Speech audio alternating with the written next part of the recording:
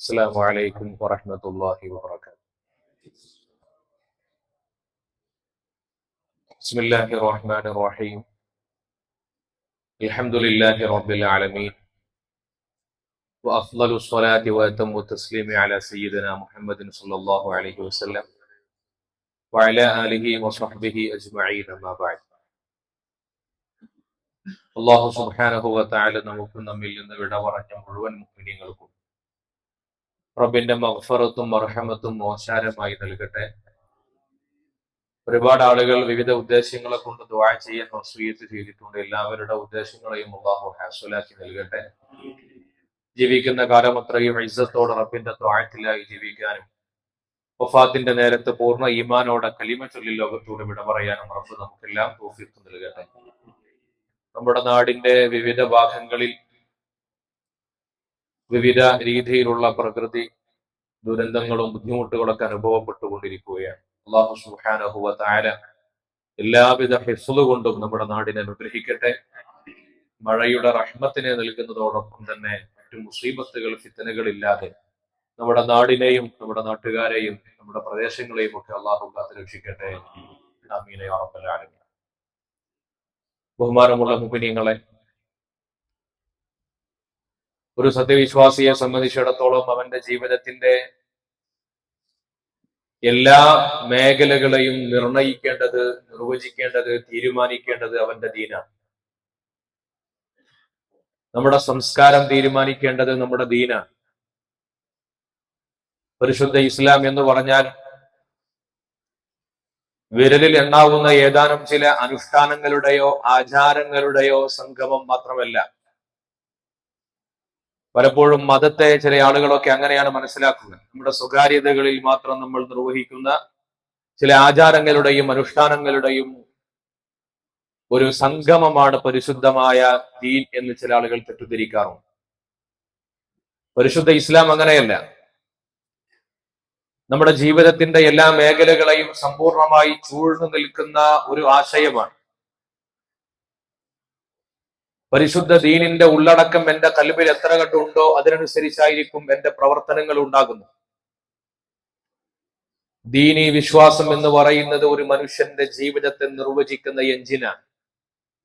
അത് എന്റെ ഉള്ളിൽ എത്ര കണ്ടുണ്ടോ അതിനനുസരിച്ചാണ് എന്റെ ബാഹ്യ പ്രവർത്തനങ്ങൾ ഉണ്ടാകുന്നത്. നമുക്കറിയാലോ, മുസ്ലിം ആരാണ് എന്ന ചോദ്യത്തിന്റെ ഉത്തരമായി പരിശുദ്ധ റസൂൽ സ്വല്ലല്ലാഹു അലൈഹി വസല്ലം അവിടുന്ന് പല ഘട്ടങ്ങളിലായി നിർവചിച്ചു പറഞ്ഞ ചില വാക്കുകളുണ്ട്. ആ വാക്കുകളൊക്കെ മനുഷ്യന്റെ സ്വഭാവ മേന്മകളെ സൂചിപ്പിക്കുന്നതാണ്. യഥാർത്ഥ മുസ്ലിം അവന്റെ വാക്കുകൊണ്ടോ പ്രവർത്തനങ്ങളെ കൊണ്ടോ മറ്റുള്ളവന് നോവേൽപ്പിക്കാത്തവനാണ്.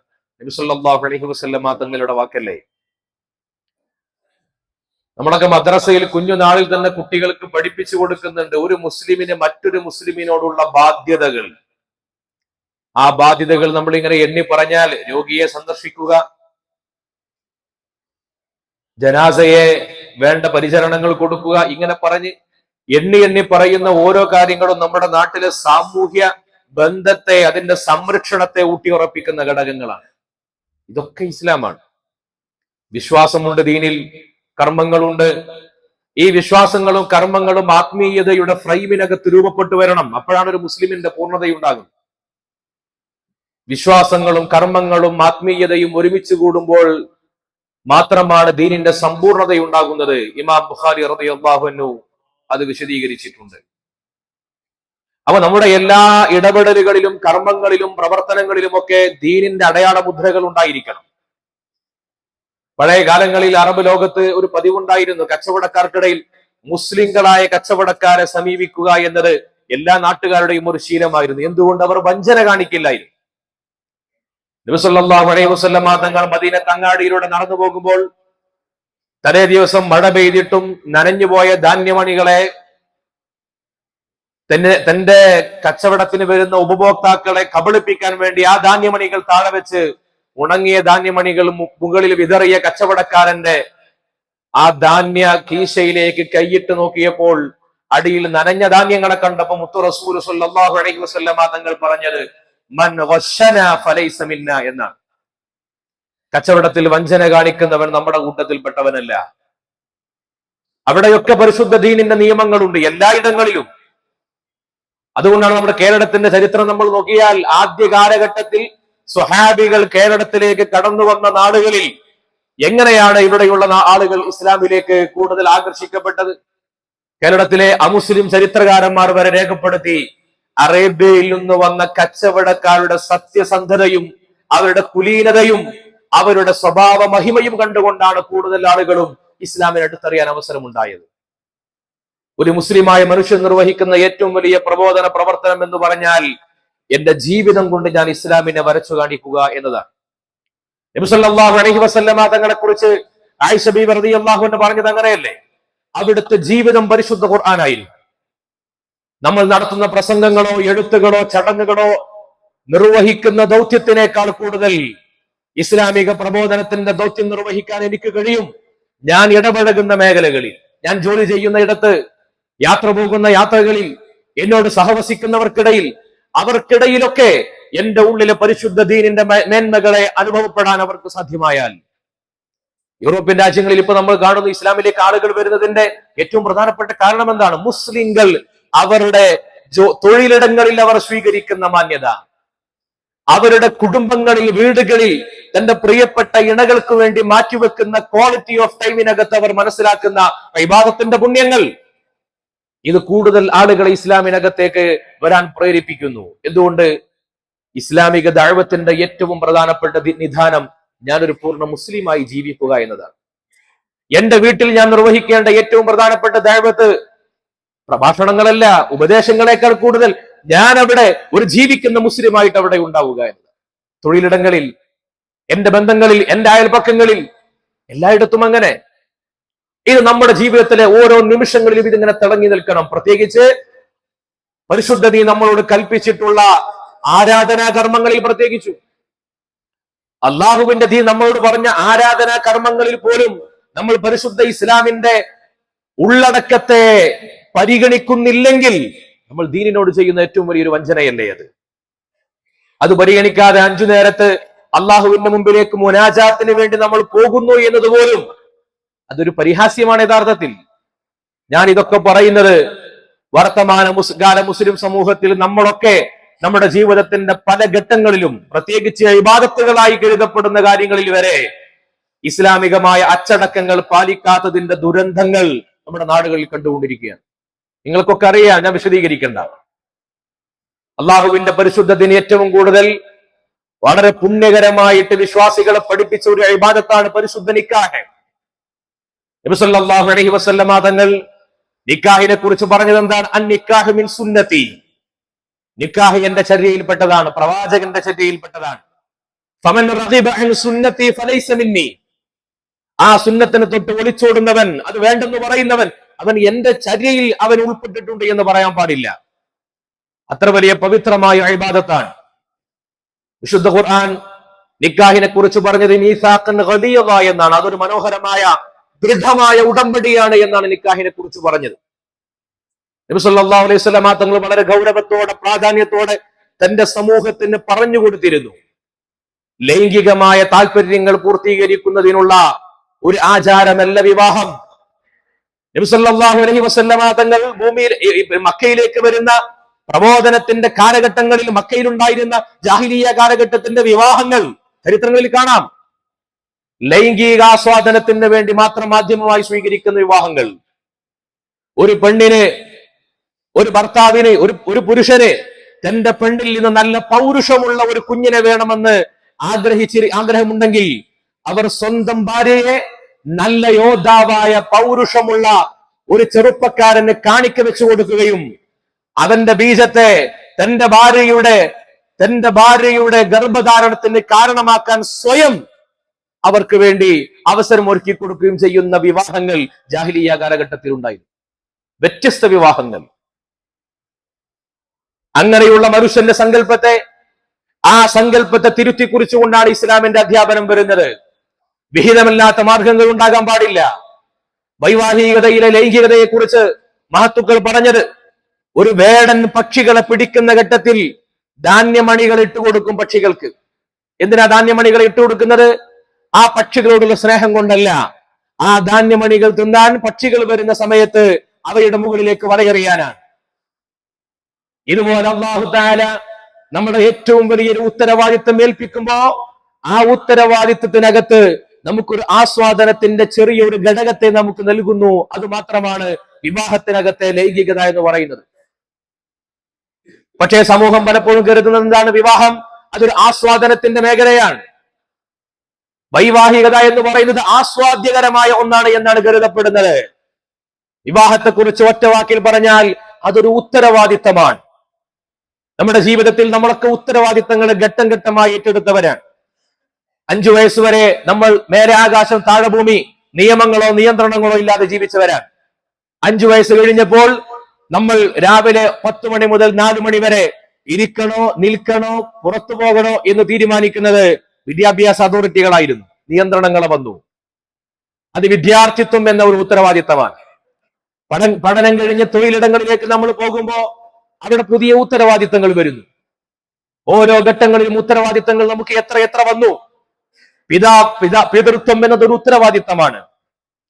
എന്റെ വീടിന്റെ തൊട്ടടുത്തൊരു അയൽവാസിയായ ഒരാൾ വീട് വെച്ചാൽ, അതുവരെ ആ പ്രദേശത്ത് ഒറ്റയ്ക്ക് താമസിച്ചിരുന്ന ഞാൻ എന്റെ തൊട്ടടുത്തൊരു അയൽവാസി പുതിയൊരു വീട് വെക്കുമ്പോൾ എനിക്ക് ഇനി ഒരു സുഹൃത്തുണ്ടായി എന്നല്ല കരുതേണ്ടത്.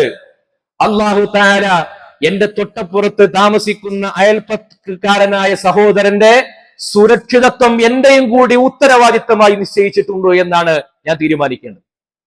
ഞാൻ എന്റെ വണ്ടി എടുത്തുകൊണ്ട് വാഹനം എടുത്തുകൊണ്ട് റോഡിലൂടെ സഞ്ചരിക്കുമ്പോ അവിടെ ഞാൻ കരുതേണ്ടത് എനിക്ക് മനോഹരമായ വാഹനം, എന്റെ അഭീഷ്ടം പോലെ സഞ്ചരിക്കുവാനുള്ള സൗകര്യം എന്നല്ല. ഞാൻ വാഹനം ഓടിച്ചുകൊണ്ടിരിക്കുമ്പോൾ എനിക്ക് അവിടെ ഒരു ഉത്തരവാദിത്തമുണ്ട്. എന്റെ നടപടിയിലൂടെ മറ്റൊരാൾക്ക് അപായം ഉണ്ടാകരുത്. അവരുടെ സുരക്ഷിതത്വം എന്റെ ഉത്തരവാദിത്തമാണ്. എനിക്ക് അനുവദിക്കപ്പെടാത്ത വഴികളിലൂടെ ഞാൻ വാഹനം ഓടിച്ചാൽ ശരീഅത്തിന്റെ നിയമപ്രകാരം അത് ഗസ്ബാണ്, അതിക്രമമാണ്, ഹറാമാണ്. ശരീഅത്തിന്റെ നിയമപ്രകാരം ഉസ്താദുമാർ പറയാറുണ്ട്, ഉത്തരവാദിത്തമാണ് വിവാഹം. നിങ്ങൾ ആലോചിച്ച് നോക്കൂ, മനുഷ്യൻ ജീവിതത്തിൽ എപ്പോഴെങ്കിലും ഉത്തരവാദിത്തങ്ങളെ ഏറ്റെടുക്കുമ്പോൾ അതിനെ ആഭാസകരമായ ആഘോഷമാക്കിയിട്ട് നടത്താറുള്ളൂ. ഒരാൾക്ക് ഉദ്യോഗം കിട്ടി, ജോലി കിട്ടി, അയാൾ ജോലിക്ക് ചുമതലയേൽക്കുന്ന അന്ന് അയാൾ ആഘോഷമാണോ നടത്താറുള്ളത്? ഉത്തരവാദിത്തങ്ങളെ ഏറ്റെടുക്കുമ്പോ നമ്മൾ കുട്ടികളെ സ്കൂളിലേക്ക് പറഞ്ഞയക്കാൻ അഡ്മിഷൻ കിട്ടിയാൽ അത് ആഘോഷമാക്കുകയാണോ ചെയ്യുക? ഉത്തരവാദിത്വ ബോധത്തോടു കൂടിയാണ് നിർവഹിക്കൽ. പ്രാർത്ഥനാപൂർവമാണ് നിർവഹിക്കൽ. മനുഷ്യൻ എപ്പോഴും അവന്റെ ഉത്തരവാദിത്തങ്ങളിലേക്ക് കടക്കുമ്പോൾ പ്രാർത്ഥനാപൂർവം ഭക്ത്യാദരപൂർവമാണ് അതിലേക്ക് കടക്കാറുള്ളത്. വിവാഹത്തിന്റെ കാര്യത്തിൽ നമ്മൾ ഉത്തരവാദിത്തമാകുന്ന വിവാഹത്തെ ഏറ്റെടുക്കുമ്പോ പ്രിയപ്പെട്ട വരനും വധുവിന്റെ പിതാവും തമ്മിൽ കൈകൊടുത്തിട്ട് ഈ ഉടമ്പടി കരാറാക്കുന്ന ഘട്ടത്തിൽ ഇതൊരു ഉത്തരവാദിത്തമാക്കി റളിയത്തു എന്ന് പറഞ്ഞാൽ ആ വാക്കിന്റെ അർത്ഥം ഞാൻ പൊരുത്തപ്പെട്ടു, തൃപ്തിപ്പെട്ടു എന്നാണ്. എന്താ റളിയത്തു എന്ന വാക്കിന്റെ അർത്ഥം? അത് മനസ്സറിഞ്ഞുകൊണ്ടുള്ള ഒരു സ്വീകരണമാണ്. ആളുകളെ സാക്ഷി നിർത്തിയിട്ട് ഒരു വരൻ പറയുന്നത്, ഞാൻ പൂർണ്ണമായി സ്വീകരിച്ചു, പൊരുത്തപ്പെട്ടു, എന്റെ മനസ്സിന് ഞാൻ പ്രിയപ്പെട്ടിരിക്കുന്നു ഇത് എന്നാണ്. ആ പ്രിയപ്പെട്ടു എന്ന് പറയുന്നത് ഒരു താൽക്കാലികമായി കൈകൊടുത്തു വാങ്ങുന്ന ഒരു ഉടമ്പടിയല്ല. നാളെ ആഖിറത്തിലേക്ക് അള്ളാഹുവിന്റെ മുമ്പിൽ വിചാരണക്ക് വിധേയമാക്കുമ്പോഴും പുരുഷനാകുന്ന ഞാന് ഈ ഹക്കിനെ വീട്ടിയിട്ടുണ്ടോ എന്ന ചോദ്യം ഉണ്ടാകും അവിടെ. ആ ഉത്തരവാദിത്വത്തിലേക്ക് കടക്കുമ്പോൾ അതിനെ ഭക്ത്യാദരപൂർവ്വമാണ് അതിലേക്ക് പ്രവേശിക്കേണ്ടത്. അള്ളാഹുവിന്റെ ദീൻ അവിടെ ആഘോഷത്തിന്റെ ചെറിയ അനുവാദങ്ങൾ നൽകി. അതെന്തിനാണ്? എല്ലാവർക്കും വലീമത്തിന്റെ ഭക്ഷണം കൊടുക്കൽ. ആ ഇത്ആമുത്താമിന്റെ എന്തിനാ നമ്മൾ കല്യാണത്തിന് ഭക്ഷണം കൊടുക്കുന്നത്? 100 കണക്കിന് ആളുകളെ വിളിച്ചു കൂട്ടിയിട്ട് വിരുന്നൂട്ടിയിട്ട് ഞാൻ ഭക്ഷണം കൊടുക്കുന്നത് ആ സൽക്കർമ്മത്തിന്റെ ബറക്കത്ത് ഞങ്ങളുടെ തുടർന്നുള്ള ജീവിതത്തിൽ ഉണ്ടാകട്ടെ എന്ന ഒരു പ്രാർത്ഥന കൂടിയാണത്. അനുവദിക്കപ്പെട്ട ആഘോഷങ്ങൾക്കപ്പുറത്ത് ഈ മനോഹരമായ ഇബാദത്തിനെ അവനവന്റെ വ്യക്തിഗതമായ ആനന്ദങ്ങൾക്ക് വേണ്ടി മാത്രം പരിമിതപ്പെടുത്തുന്നത് അള്ളാഹുവിന്റെ അടുക്കൽ ഇഷ്ടപ്പെടുന്ന ഒരു കാര്യമല്ല, മുസ്ലിമിന്റെ ഭാഗത്ത് ഉണ്ടാകാൻ പാടില്ല. പല കോർപ്പറേറ്റുകളും കച്ചവട താല്പര്യത്തിന്റെ പേരിൽ നമ്മുടെ മുമ്പിൽ ഇങ്ങനെ സോഷ്യൽ മീഡിയയിലൂടെ എറിഞ്ഞിട്ട് തരും. ഇങ്ങനെയാണ് ജീവിക്കേണ്ടത്, ഇങ്ങനെയാണ്. മനുഷ്യന്റെ ജീവിത സങ്കല്പങ്ങൾ, എന്റെ ജീവിത സങ്കല്പം തീരുമാനിക്കേണ്ടത് എന്റെ കയ്യിലുള്ള ഡിവൈസുകളോ സോഷ്യൽ മീഡിയകളോ അല്ല. എന്റെ ജീവിത സങ്കല്പം, യാഥാർത്ഥ്യങ്ങൾ തീരുമാനിക്കേണ്ടത് എന്റെ ദീനാണ്. നമ്മുടെ മുമ്പിൽ കാണുന്ന സോഷ്യൽ മീഡിയകളിലൂടെയും മറ്റും കാണുന്ന കാഴ്ചകളാണ് ജീവിതത്തിന്റെ യാഥാർത്ഥ്യങ്ങൾ എന്ന് തലമുറകൾ തെറ്റിദ്ധരിച്ചു പോവുകയാണ്. മുതിർന്നവർ പോലും പലപ്പോഴും അങ്ങനെയൊക്കെ ആവട്ടെ എന്ന് കരുതുന്നു. അള്ളാഹുവിന്റെ റസൂൽ സല്ലല്ലാഹു അലൈഹി വസല്ലം ഒരു മുസ്ലിമിനെ പറഞ്ഞ ഏറ്റവും പ്രധാനപ്പെട്ട സ്വഭാവ ഗുണം എന്ന് പറയുന്നത് ഹയ ആണ്, ലജ്ജയാണ്, മോഡസ്റ്റിയാണ്. ലജ്ജ എല്ലാ മനുഷ്യർക്കും ഉണ്ടാകേണ്ടതാണ്. നബി സല്ലല്ലാഹു അലൈഹി വസല്ലം തങ്ങൾ പറയുന്ന ഒരു ഹദീസുണ്ട്, ഇന്ന ലികുല്ലി ദീനിൻ ഖുലുഖൻ, എല്ലാ മതങ്ങൾക്കും ഒരു സ്വഭാവമുണ്ട്. എന്നാൽ വഖുലുഖുൽ ഇസ്ലാം, ഇസ്ലാമിന്റെ സ്വഭാവം എന്ന് പറഞ്ഞാൽ, മുസ്ലിങ്ങൾക്ക് ഉണ്ടാകേണ്ട സ്വഭാവം എന്ന് പറഞ്ഞാൽ ഹയ ആണ്, ലജ്ജയാണ്. വളരെ ഹയയോടുകൂടി ജീവിക്കുന്ന മനുഷ്യർ തങ്ങളുടെ എല്ലാ ലജ്ജയുടെയും അതിർവരമ്പുകളെ വെടിഞ്ഞ് ആനന്ദത്തിന്റെയും നൃത്തങ്ങളുടെയും ആഭാസങ്ങളുടെയും ഒക്കെ കൂത്തരങ്ങുകളായി അന്യർക്ക് മുമ്പിൽ തങ്ങളെ പ്രദർശിപ്പിക്കുന്നു, പുരുഷനും സ്ത്രീയും. ഇത്തരത്തിലുള്ള നിലപാടുകൾ അള്ളാഹുവിന്റെ പക്കൽ നമുക്ക് വലിയ കോപങ്ങൾ വരുത്തുവാനാണ് സാധ്യമാവുക. അള്ളാഹു നമ്മളെ കാത്തുരക്ഷിക്കട്ടെ. ജൂതന്മാരായ ആളുകൾ തൗറാത്ത് അനുസരിച്ചുകൊണ്ട് ജീവിക്കുവാൻ വാഗ്ദത്തം നൽകപ്പെട്ട, അതിനുവേണ്ടി കൽപ്പിക്കപ്പെട്ട ജൂതന്മാർ, അവർ തൗറാത്തിൽ തങ്ങൾക്ക് ഇഷ്ടമുള്ള കാര്യങ്ങളെ മാത്രം സ്വീകരിക്കുകയും അല്ലാത്തവയെ ഒഴിവാക്കുകയും ചെയ്ത ഘട്ടത്തിൽ ഖുർആൻ അവർക്ക് കൊടുക്കുന്ന മുന്നറിയിപ്പുണ്ട്.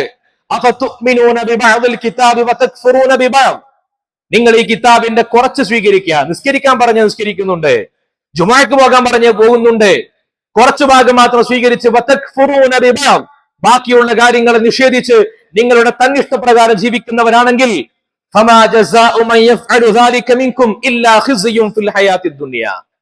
അങ്ങനെ ചെയ്യുന്ന ആളുകൾക്ക്, പരിപൂർണമായ വിശ്വാസങ്ങളെയും അനുസരണത്തെയും സ്വീകരിക്കാത്ത ആളുകൾക്ക് ദുനിയാവിൽ അവർക്ക് പൂർണ്ണ നിന്ദയുണ്ടാകുമെന്ന് മാത്രമല്ല,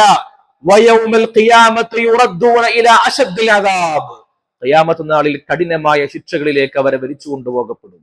അള്ളാഹു നമ്മളെ കാത്തുരക്ഷിക്കട്ടെ. അതുകൊണ്ട് ജീവിതത്തിലെ നിർണായകമായ ഉത്തരവാദിത്തങ്ങളിലേക്ക് കടക്കുമ്പോൾ അതിനെ റബ്ബിനെ പരിഹസിക്കുന്ന ആഭാസങ്ങളാക്കി മാറ്റാൻ പാടില്ല. നോക്കൂ, അങ്ങനെയുള്ള വിശ്വാസപരമായ സങ്കല്പത്തിന്റെ കുറവ് കൊണ്ടാണ് പല വിവാഹ ബന്ധങ്ങളിലും വളരെ പെട്ടെന്ന് വിള്ളലുകൾ ഉണ്ടാകുന്നത്. ഇതിനെ ഉത്തരവാദിത്തമായിട്ട് കാണാത്തത് കൊണ്ടാണ്. ഉത്തരവാദിത്തമായിട്ട് കണ്ടാൽ, ഞാൻ എന്റെ വിവാഹത്തെ ഉത്തരവാദിത്തമായിട്ട് കണ്ടാൽ, എന്റെ ഭാര്യയുടെ സംരക്ഷണം ഞാൻ ഏറ്റെടുത്താൽ, അവിടെ ഉണ്ടാകുന്ന കുറവുകൾ, പോരായ്മകൾ അതെന്റെ കണ്ണിൽ കാണില്ല. ഇത് റബ്ബിനോടുള്ള കരാറായിട്ടാണ് ഞാൻ മനസ്സിലാക്കുക. ആ പോരായ്മകളെ മറികടക്കുവാനുള്ള വിശ്വാസം റബ്ബ് എനിക്ക് സമ്മാനിക്കും. ഖുർആൻ പറഞ്ഞതാണ്, അല്ലാഹു തആല നിങ്ങൾക്ക് അതിന് അവസരം ഉണ്ടാക്കി തരുമെന്ന്. പക്ഷേ നമ്മളായി നിർമ്മിക്കുന്ന വൈവാഹിക ജീവിതത്തിൽ ഉണ്ടാകുന്ന പോരായ്മകളാണ് പലപ്പോഴും വളർന്നു വരുന്ന പെൺകുട്ടികൾക്ക് വിവാഹത്തോട് പേടിയുണ്ടാക്കുന്നത്. തെറ്റായ ചില ജീവിത യാഥാർത്ഥ്യങ്ങളെ അവർ മനസ്സിലാക്കുകയാണ്, തെറ്റായി മനസ്സിലാക്കുകയാണ്. അത് ചില കോളേജുകളിലൊക്കെ പഠിക്കുന്ന പെൺകുട്ടികളിൽ, ഭൗതിക കലാലയങ്ങളിൽ 70% കുട്ടികളും സർവേ നടത്തിയപ്പോൾ ഞങ്ങൾക്ക് വിവാഹം വേണ്ട എന്ന് പറയുന്നു. നമ്മുടെ മക്കൾ, പെൺകുട്ടികൾ. നമ്മൾ കുടുംബത്തിൽ നിന്ന് രൂപപ്പെടുത്തിയെടുക്കേണ്ട ഒരു സാംസ്കാരിക ബോധമാണിത്. കുടുംബത്തിലൂടെ, ചുറ്റുപാടുകളിലൂടെ ജീവിതത്തിന്റെ യാഥാർത്ഥ്യങ്ങളെ അനുഭവിച്ച, ജീവിതാനുഭവം കൊണ്ട് അതിന്റെ അവസാന ദശയിലെത്തിയ ആളുകളാണ് നമ്മളൊക്കെയും നിങ്ങളൊക്കെയും. പറഞ്ഞു കൊടുക്കണം നമ്മുടെ മക്കൾക്ക്. അല്ലാഹു സുബ്ഹാനഹു വ തആല നമുക്ക് തൗഫീഖ് നൽകട്ടെ. അത്തരത്തിലുള്ള ഇടപെടലുകളിലൂടെ റബ്ബ് നമ്മളെ പരീക്ഷിക്കുന്ന അവസ്ഥ ഇല്ലാതിരിക്കട്ടെ. അദാബുകൾ നമ്മളെ രക്ഷപ്പെടുത്തട്ടെ. പൂർണ്ണമായി മുസ്ലിമായി ഇബാദത്തുകളിലൂടെ സമ്പൂർണമായ ത്വാഅത്ത് നിർവഹിക്കാൻ അള്ളാഹു നമുക്കും നമ്മുടെ തലമുറകൾക്കും റബ്ബ് തൗഫീഖ് നൽകി അനുഗ്രഹിക്കട്ടെ എന്ന് മാത്രം ദുആ ചെയ്യുകയാണ്.